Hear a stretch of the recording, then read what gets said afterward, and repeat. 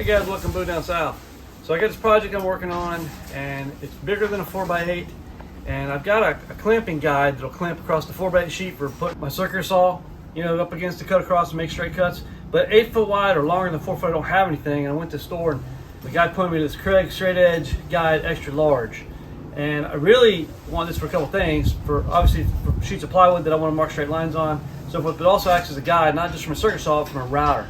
I need to route a grid into this for this project, and I need a straight edge to go down, and I thought that'd be great for a compact plunger. I just run down this thing. So I'm gonna just open this thing up. We're gonna set it up. I'm gonna use it just to mark some lines to give me an eyeball kind of what I got to do on this project, and then we'll put it through the paces and see how it works and go from there. So stay tuned.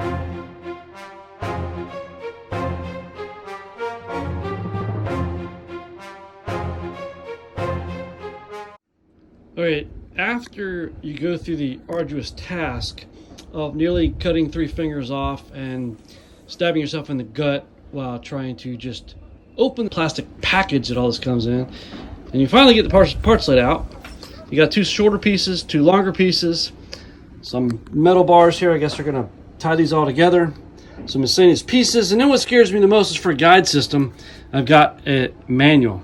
Look how thick this manual is for a guide system. So, oh my goodness. So I guess I'm gonna put this together, and I'm hoping that once it's together, I don't really need this thick, like 2/3 or ½ inch guide or whatever this is. All right, assembly's gonna take a little while. You got all these guide rods here, and they all have set screws on them. And basically you have to install all the set screws in all these holes to start with. So after you finish putting all these little set screws into these bars here, and don't lose any of them, don't drop any of them, they don't give you any spares. You take one of these bars, you set it on one of these bars, kind of like so, and then you slide it into the first main guide bar with a clamp assembly up top. And you go about halfway in, and you go ahead and snug these down, which will kind of make the expansion here between these 2 bars to kind of fit snug in here. But you won't tighten them all the way, you just get them snug. So basically, you take that first bar, which you've already put these rods in, and you've got the set screws in there. These are supposed to be loose, not tight, and there's a reason for that. And then you slide the next bar in, and we're just basically going to repeat this process to add those on to get the full length of the bar.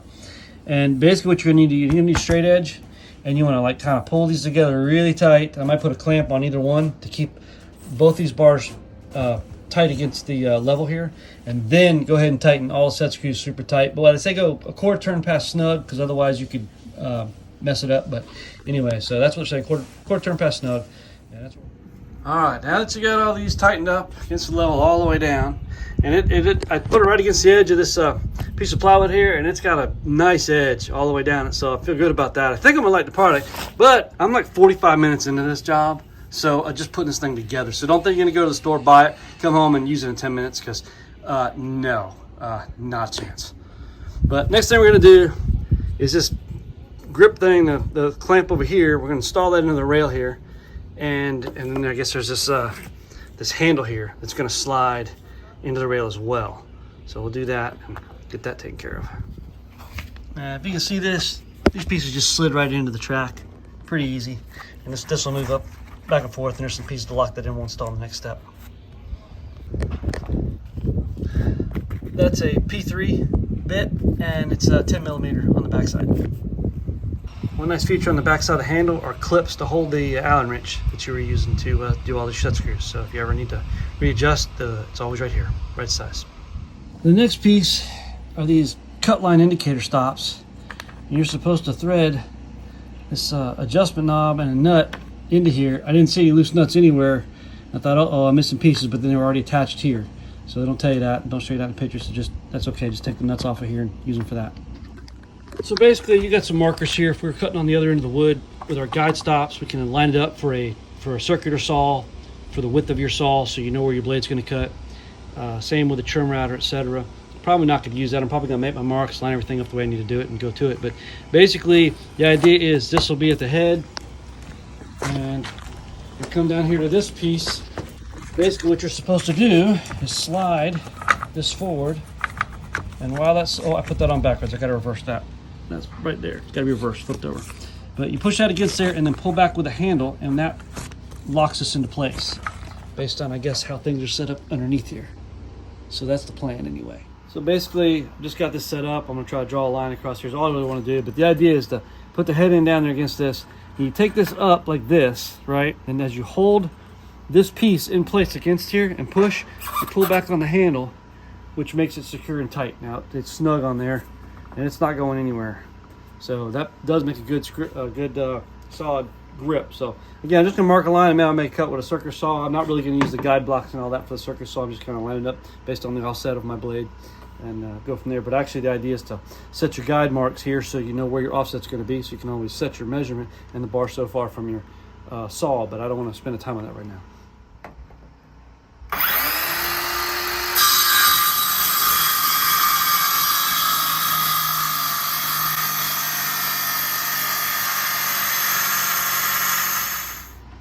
All right, so using the guide here, that seemed to work really good. It had a solid fit. Didn't have any problems with my circus saw going across there. Got a beautiful cut out of it. This didn't wobble, glide, anything. So I felt good about it. So that's kind of my first test with it. The next test, I'm going to actually route some grid lines. Once this project, I get to a certain point of this project, I'm going to route some grid lines with my router. And basically, a big grid's going to go on here. So a lot of routing, need a straight edge fast. So that's really going to put this to the test, see how well it moves or locks in place. So that's what we got so far.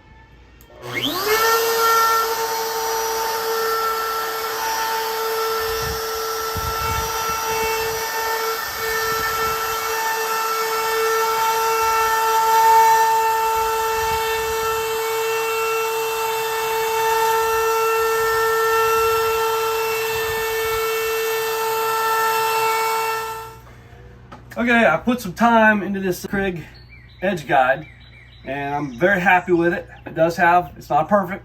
When you tighten all these things up, I basically put a level, and I showed you to tighten all these set screws up, and what you get with that is one side that's totally flush. I mean, you don't feel anything on the edge over here. This side, a little off. And I don't know if that's really fixable or not, because it seems like when I move it, it's just a slight edge. It didn't affect me most of the time. There was one time I kind of hit it with the tool and kind of jumped on me, but just make sure you're using the right edge you want to use. But as you can see, I put a lot of time because I used it for every one of these cuts for this project I'm working on. So that was a lot of routing against that edge. It locks down really tight, so I'm really happy about that. Very good addition to my workshop for sure, so this will get some use outside of this, and the fact that it goes out to an 8-foot length is really, really great. So yeah, so I'm happy with it, so worked well for me.